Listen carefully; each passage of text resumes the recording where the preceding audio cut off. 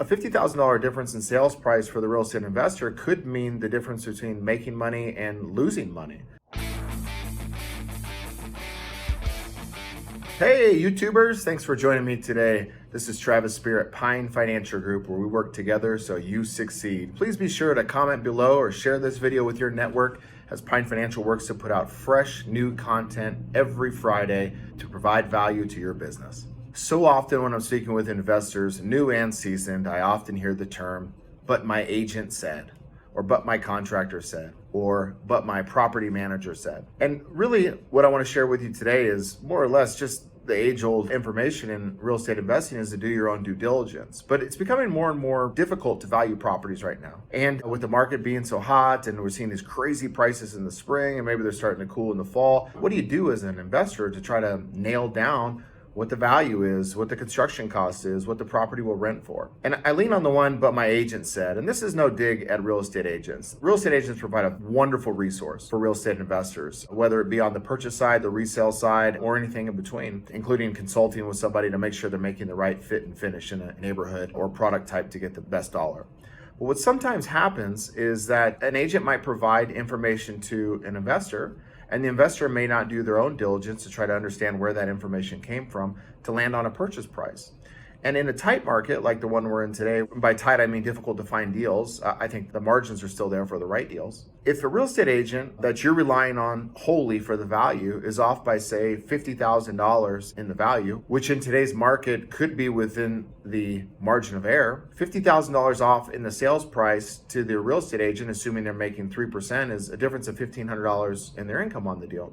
But a $50,000 difference in sales price for the real estate investor could mean the difference between making money and losing money, and all of the risks associated with doing the deal.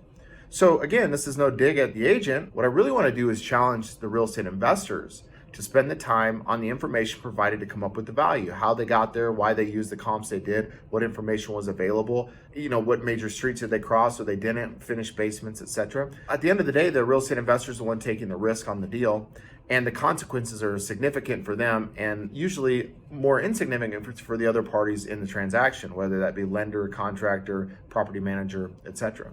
A contractor is another interesting one, right? And in this labor market that we're in, where it's difficult to get good people to stick around and price of everything continues to go up, how do we know what the cost for the rehab is going to be, and how are we taking those bids? As an example, if a contractor walks a property with you and says, "Yeah, it'll be $50,000 to rehab," are you digging in a little bit, or is this somebody you've worked with enough times you can trust that number? Well, how did you get there? Could I get a detailed bid? In the labor market we're in, where it's difficult to find people to return phone calls, let alone a bid a job for you, you need to make sure that bid is solid and includes everything that you were expecting and you're on the same page. We have a scope of work spreadsheet that we share with you for free. It's actually on our website, and that gives you the opportunity to put in the scope of work what you want to do to the property, so that when you're collecting bids, everybody's bidding apples to apples and make sure you're getting the right price. Not necessarily the best price, but the right price, so there's no surprises along the way. Again, if a contractor quotes you $50,000 and he goes over by 20%, there may not be a lot in his world, but that's $10,000 in your world, and that could significantly change the amount of money that you would profit on the deal, especially if those changes came with additional holding costs. Another one is property managers. And again, not beating up on the vendor, just saying that the investor needs to do their own due diligence. I have a colleague who bought a property earlier this year, thought they had solid rent comps in the mid 2000s, maybe $2,400 a month.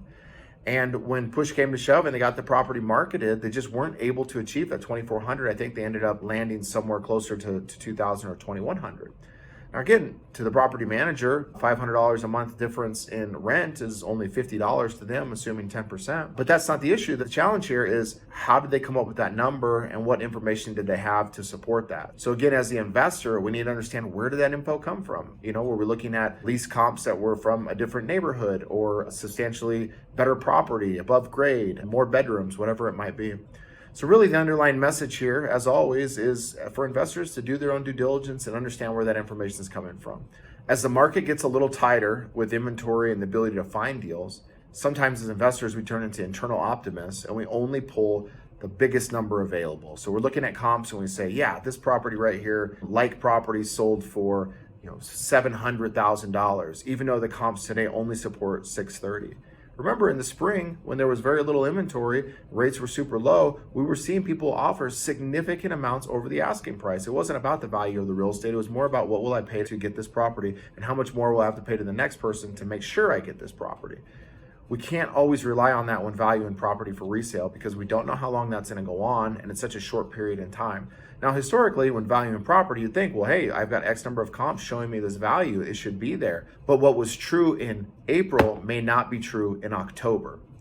So as you're looking at your properties, you're comping them out, you're trying to get an idea of how much you're going to be able to get on the resale, keep in mind that there could be some seasonality. When you're looking at your repair budgets, maybe you can get a couple or dig in and get a really detailed budget to understand what you're up against. And of course, as we already mentioned, when you're renting a piece of real estate, please make sure that you're figuring out where those rent comps are coming from. Now, what's interesting with rent comps right now is that the rents might be higher now than they comp out to be because there's so little available in the rental market. And as the eviction moratorium comes to an end, and investors will be able to get some of their properties back that they haven't been able to generate a profit on over X number of months, I think we're going to see rent prices increase pretty significantly. As always, if there's anything we can help you with at Pine Financial Group, whether it's real estate financing or general real estate questions, we'd love to do so. Please contact us, www.pinefinancialgroup.com. Till next time.